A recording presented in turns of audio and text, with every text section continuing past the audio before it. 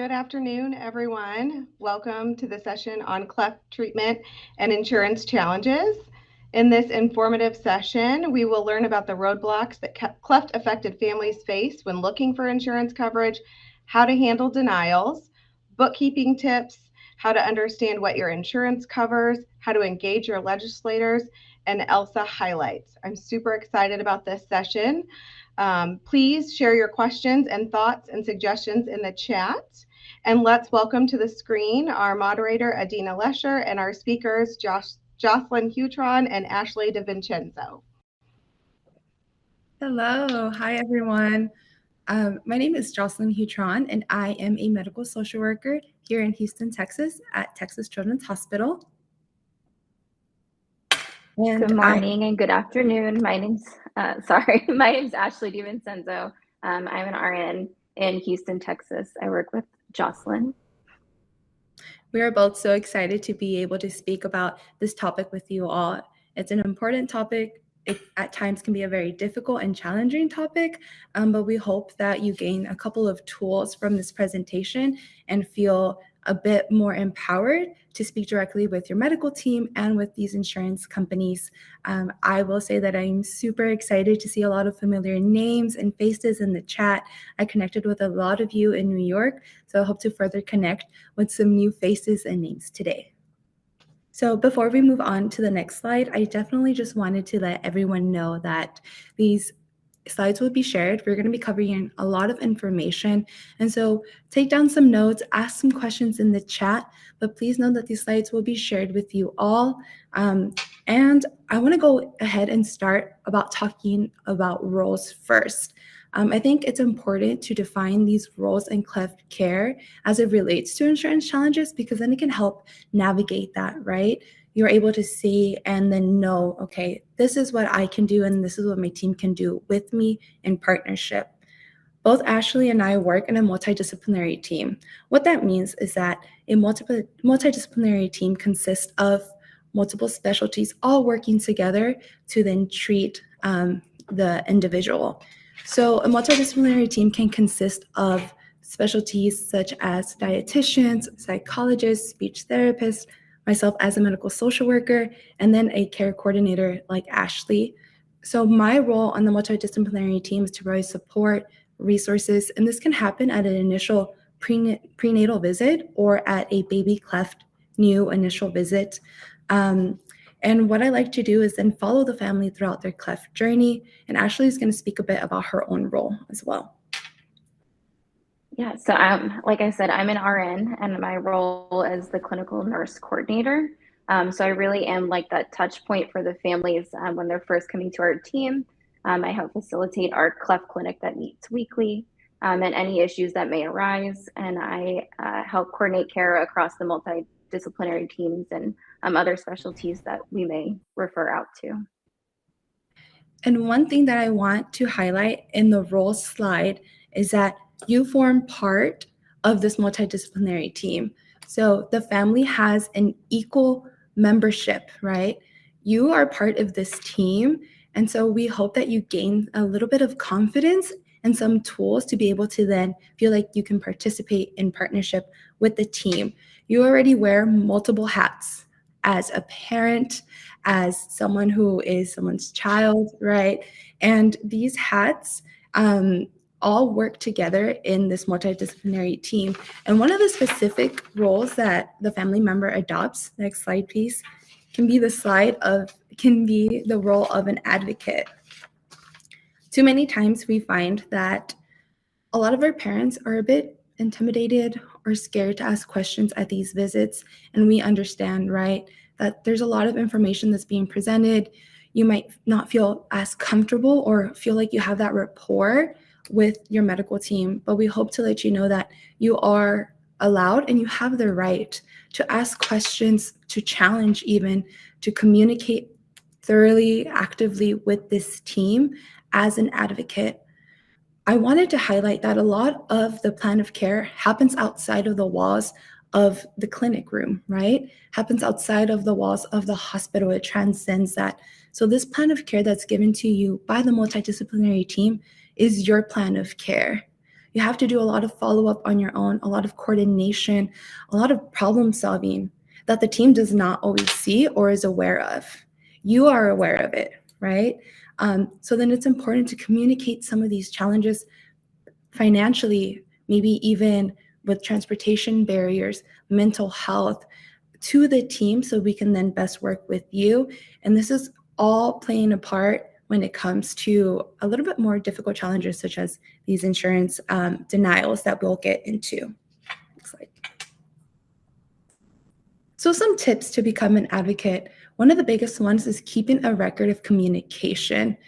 In order to keep track of the information pertaining to these conversations with insurance companies, you can create a document, you can have a journal that has the date, the time, who you spoke with, any numbers, reference numbers that they give you on the call. When you're speaking with a representative, ask them, right, is there anything important that I need to write down?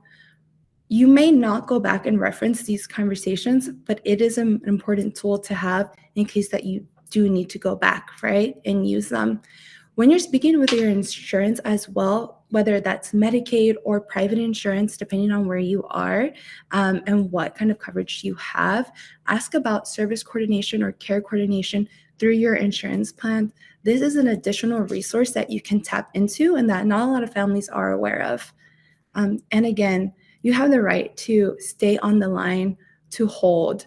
I know that a lot of people are aware of this, but speaking with an insurance representative isn't easy. And at times they make you wait, they make you hold. You have to press multiple buttons to at least speak to an actual person and not a machine and or a robot, right? There are a lot of hoops that you have to jump through, and I validate that. We recognize that. But keep on fighting, keep staying on the line whenever a challenge does arise. Before we get into the specifics of an insurance denial and what to do afterwards, we wanted to quickly touch base on some of the other coverage challenges that may occur. One of the biggest ones, and it's a simple one, is being in network with a provider and or hospital. It's very important that when you seek cleft care, when you asked your clinic, you ask the hospital what insurances they accept. Now in modern day, most of these clinics and hospitals will have a website with the listed insurance networks.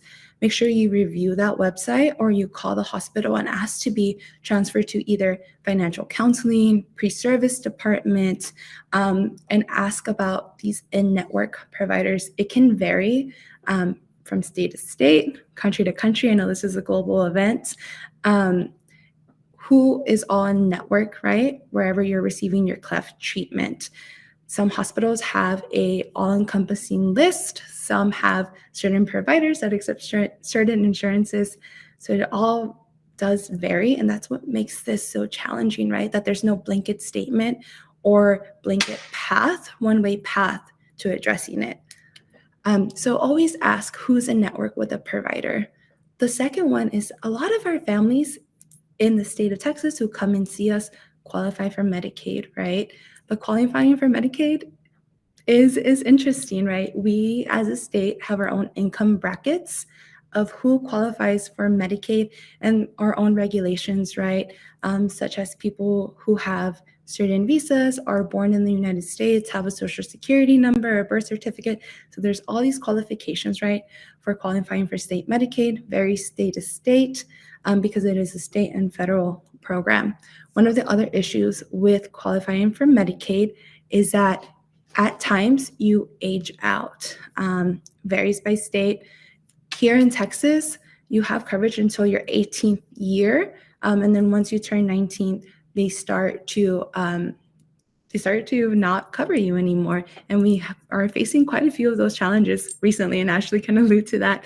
When it comes to private insurance, these challenges look like meeting your deductible, those high copays. A lot of our middle-class families are there, and it's very, very challenging because they don't qualify for Medicaid, but they don't have, right, these means to then pay for copays, and medical bills do add up. There are some resources nationally, but even qualifying for those can be difficult at times because of these income brackets. And then aging out of your parents' insurance plan. If your parents have insurance through their place of employment, you do age out, I believe, at 26. And then we have our families who don't have insurance, who are then considered self-pay. At our hospital, when someone is labeled self-pay, we'll refer to our financial counseling department. At times, after filling out a financial assistance application, they may qualify for a discounted rate. They may qualify for our hospital charity, but that's not always the case. It is a case-by-case, patient-by-patient application. And then lastly is incorrect CPT coding, and we'll briefly touch on that CPT coding. This is something that the medical team is in charge of, not the family, but we did want to at least put that on the slide. So being proactive in preventing insurance denials. The biggest thing that we've seen throughout our time working on this team is communication is key. Is there any pre-authorization that is needed, right? I need to ensure that I have surgical benefits in my plan. Are there any exclusions? Confirming enrollment then, right? Being in network with the hospital. And we'll talk about that timeline of communication on the next slide. The second biggest thing we wanted to highlight is the proper CPT coding, remembering the roles in cleft care. This would be part of the medical team's responsibility, right? To input these services correctly, because this is what is sent to the insurance plan and then gets approved and reviewed. So let's talk about that communication timeline. So this is quite a bit. And I did want to at least say that it can vary depending on where you are in your cleft journey, what age you're starting. So I definitely just want to at least give you a few tips and tricks. If the cleft diagnosis is discovered prenatally, this would be then the ideal time to start communicating with your insurance provider, right? And that pre-authorization or admissions office of the hospital, institution, clinic that you are receiving your cleft care from. If it's discovered at the time of birth, we would then encourage you to speak with your insurance provider then. We do know that our Texas Medicaid families will have to wait a certain time after birth to communicate with Medicaid and receive that coverage because they'll need that social security number, that birth certificate, and then there's a delay, right, in activating that coverage. At times we see it be like 1.5, 2 months for that baby to be covered by Medicaid insurance. I did want to quickly touch base that although insurance companies are very challenging to work with, at times it could be beneficial, specifically in Texas, and I know some other states have this as well. They'll have some benefits for Medicaid if you are traveling long distances, such as transportation assistance to and from medical appointments, to the pharmacy, mileage reimbursement. Texas is a big state, so they will reimburse for certain mileage if you live a couple of counties over. Lodging assistance, meal assistance. So depending on where you are in the US and if you qualify for Medicaid, my biggest recommendation is giving a call. That number can be found on the back of your ID, insurance ID, giving them a call and asking about these benefits. And then prior to planned surgeries, families are encouraged to speak to their insurance provider. We reached out to our own pre-service department, and they let us know that typically insurance plans will not look into these requests until 30 to 60 days prior to that surgery date. And so if you receive a surgery date in August, that's for February, they won't look at it until probably 30 to 60 days prior. So you do have some time to then communicate with the insurance plan, but that at least is giving you an estimate on when to do so. So if you plan to seek care or a second opinion out of state, this is also a very important time to speak with your insurance provider. At times, we see that we receive a lot of denials because families will come from a different state and have, let's say, Georgia Medicaid, Michigan Medicaid, and we're here in Texas. Medicaid will then not want to cover those services if it's not an EC visit or an emergency center visit. That's because the Medicaid will typically say, well, there are providers here in your own state that can provide some of that care. So always speaking about, okay, can I receive care out of state? The other thing being that a lot of families will then say, I want to move to a different state and then just get Medicaid there. It's important to speak with your own Medicaid in your own state and make sure that you tell them that you no longer want those benefits, because if there's an active coverage plan in one state, if you move over to another state, that state won't let you actually apply. It's actually called like double dipping, and then it can cause more problems later on.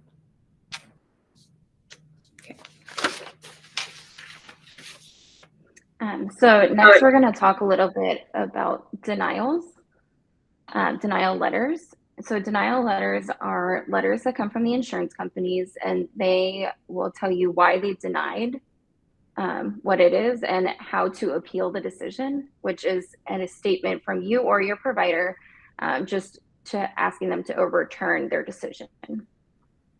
The denial letter is typically mailed to both you or whoever holds the insurance and your provider as well. Be sure to thoroughly read through the denial letter, because every insurance company is different in what the appeal process may look like. Sometimes they're asking you for a letter of medical necessity, which we'll get into. Sometimes they send forms to be filled out. Sometimes they ask for a peer-to-peer review, which is just basically like a medical conversation between your provider and the medical insurance reviewer on why this procedure, for example, may be needed or is medically necessary. We want to point out that making the appeal is you or the family's responsibility. Just get in contact with your provider and let them know you would like to start the appeal process. And make sure the appeals are always in writing and before the deadline. Typically, insurance companies give you 30 days to start the appeal process. But again, every insurance company is different. Here are some common phrases you may see in the denial letter, but it's certainly not the only ones. So some typical ones: does not meet criteria, is not deemed medically necessary, or claim was denied to. Next slide. And a little bit about a letter of medical necessity. One thing we want to point out is that it is up to the provider's discretion, since it is going to have their signature on it.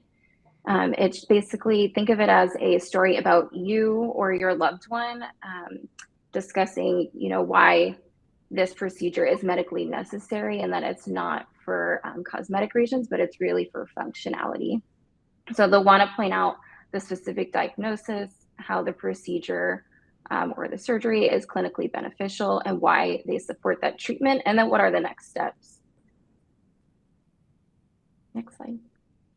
In addition to sending a letter of medical necessity, you can send in the last office visit note, any other specialty notes that you have, any relevant imaging reports that may help prove that this is medically necessary and why, and some other medical records. This is an example of a generic letter of medical necessity that we use at our facility. This one is just for a treatment typically. So you can see in yellow, we have a diagnosis. In orange, we have, this is congenital. The child was born with this. And then in green, we have what is needed and what will likely be needed in the future. Next slide. And then this is one that we use for a procedure, specifically for Bullard plates procedure. And in this slide, again, we use diagnosis, that it was congenital, what we plan on doing, what the steps would be after the procedure. And in this slide, in this letter, we also did include imaging that was provided from our orthodontic team for this patient to, again, drive that this is medically necessary for functionality and not just for cosmetic reasons. And every facility, check with your provider, but every facility may have something different, and that's totally okay. And so Ashley covered a bit about more generic cleft care and dental care. I also wanted to touch base and let everyone know that at times you'll receive denials for even speech therapy. That's something that we see as well at our own institution. So for speech therapy, the process would be the same as previously mentioned. You would send provider notes, evaluations, letting them know what you're currently working on in speech therapy.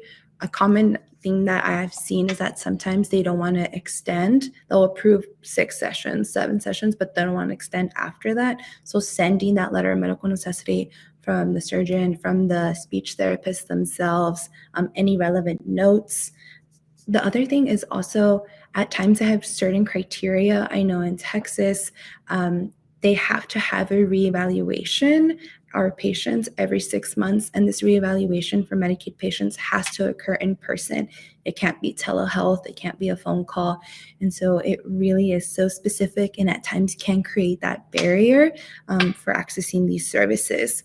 One of the things that our institution also does is that we are basically a home base for recommendations, and then we refer out for speech therapy services because a lot of our patients aren't local to Houston and it's not accessible to come weekly or biweekly for speech therapy. So really tapping into early childhood intervention, ECI, if that's available to you, or speech therapy through the school district when your kid is of age, or if they qualify for early childhood special education as well. We also didn't want to exclude the transitional or adult cleft care age bracket. Extending Medicaid is tough. And at times that is a very valid question that we receive of, okay, we're 18, 19, can we continue with Medicaid? And this is a gray area. At times, some of our patients will qualify for adult SSI, which is Social Security disability, and they can receive ongoing Medicaid. But I will say that they need to have a co-occurring qualifying diagnosis. Just cleft in itself, cleft lip and palate, doesn't qualify for SSI for the childhood listings or adult listings. And sadly, your medical professional, your team, the hospital doesn't make that determination. It comes from the Social Security agency, the SSA office. They're the ones who call the hospital, ask for the medical records, and they're the ones who make the determination based on household, based on income, so household size, income, and then the diagnosis and confirmation from the hospital. So extending Medicaid can occur, but at times it ends at 19 here in Texas. Marketplace insurance plans. So through the Affordable Care Act, we did see a lot of people receive more coverage, but sadly, a lot of these institutions don't accept marketplace insurance plans, or marketplace doesn't apply for dental benefits. And so Marketplace, although it has great insurance plans for people who may not be able to get a private insurance or have a job that offers those benefits, we do see some barriers with them being in network. School insurance plans, I did want to highlight and say that if you are planning to go to college or university, ask during orientation if there's any school insurance plans. At times, a lot of universities or colleges, junior colleges as well, they'll offer school insurance plans at a subsidized rate, and you can charge them to your tuition. Always seeing, okay, what kind of benefits do they actually provide? But this is a great place to start. And then for adult cleft care, we encourage you to follow the same process that we shared previously throughout this presentation with those letters of medical necessity, right? The other thing I wanted to share is that I remember that in ClefCon in New York City, one of the amazing speakers who was on a panel talked about the Army as well and how he received a lot of his care financed through the Army. And so that's another resource if that's something that's of interest to you that I definitely wanted to at least touch base on and highlight. And coming to the end of our presentation, we wanted to let you know that you are not alone. Sadly, this is a very common challenge that a lot of our families face. You might not face every single thing that was spoken about today, but you might face a range, right, of some of these challenges. Know that there are a lot of people here to support you, whether that is the medical social worker who's part of your team. If you don't have a social worker, the coordinator, Smile Train, MyFace, CCA, the American Cleft Palate Craniofacial Association, and you yourself as an advocate. I hope that we're building this community today and that we're all able to lean on each other whenever it's needed. And I then want to encourage you to keep in contact with Ashley and myself. We've listed here, so please feel free to send us a message if you have any questions that we might not be able to answer today, or if you just want to keep in contact with us. We want to thank you for allowing us to share this with you all today.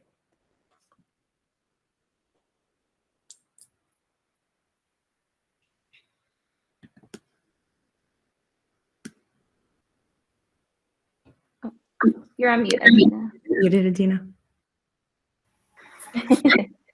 Let's try that again. Hi, everybody.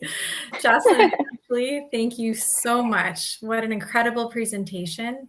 This is a topic that gets all of our blood boiling. We know that this is the last thing that members of the Cleft community need to be dealing with on top of everything else. And we know it is so challenging. It affects everybody.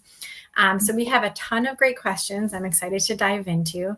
One thing that I was thinking about throughout this entire session was, the theme of today is resiliency, and advocacy is a big part of the resilience needed as someone who's part of the Cleft community. So that's something that's come up in every session today so far, and something that you focused on quite a bit, the importance of advocating for yourself, for your child, with the insurance companies. Mm-hmm. So people who feel like you might be in an uphill battle or that you're all alone, I'm just echoing what our amazing speaker said, you are not. Unfortunately, this is pretty universal right now when it comes to the Cleft experience here in the US. And so before we dive into the questions, I did want to address, someone brought up ELSA, which is the Ensuring Lasting Smiles Act. So that is legislation that, if passed, would enact a federal mandate which would ensure that no matter what state you live in, all medically necessary treatments are covered when it comes to any congenital anomaly, including cleft. So we hope very soon to be having a very different conversation. For those of you who are interested in joining Smile Train and the ELSA Coalition, November 8th is actually going to be a day of advocacy, and we'll be sharing more information about NFED's program for that day and how people here can get involved.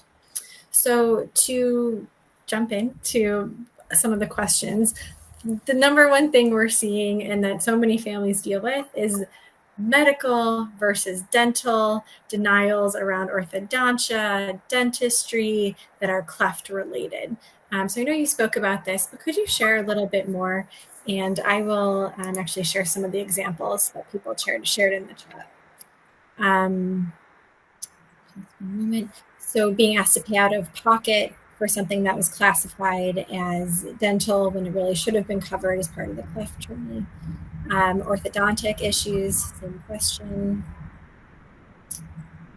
So yeah, I'd love to hear you weigh in. I know that this is one of the most common issues we deal with here in the US. Here's some background noise. Apologies if that's here.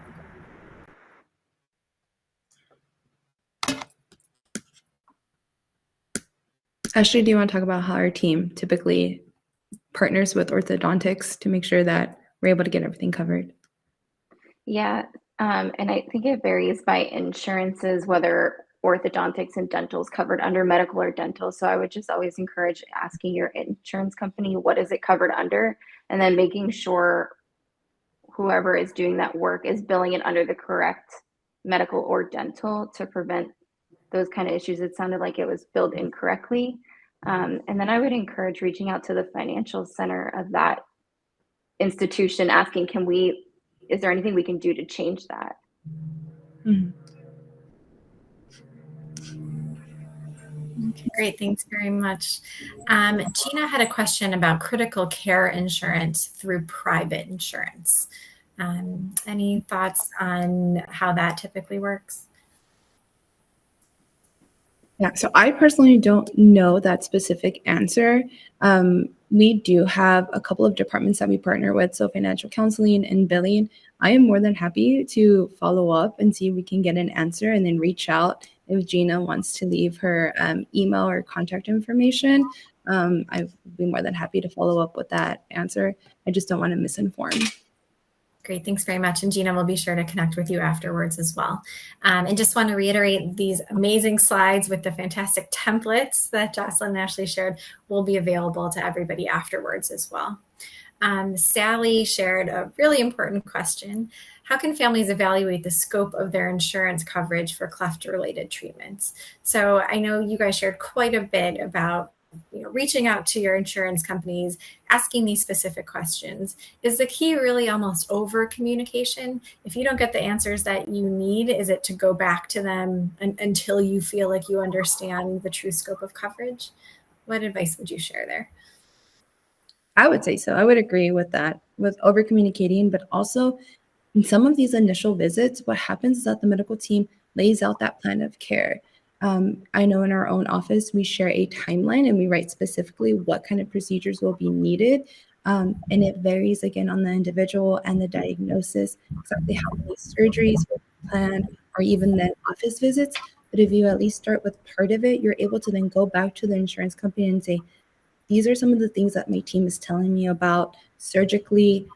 Give them the names, even if you don't fully understand what that is, at least communicating that with their insurance and confirming surgical benefits.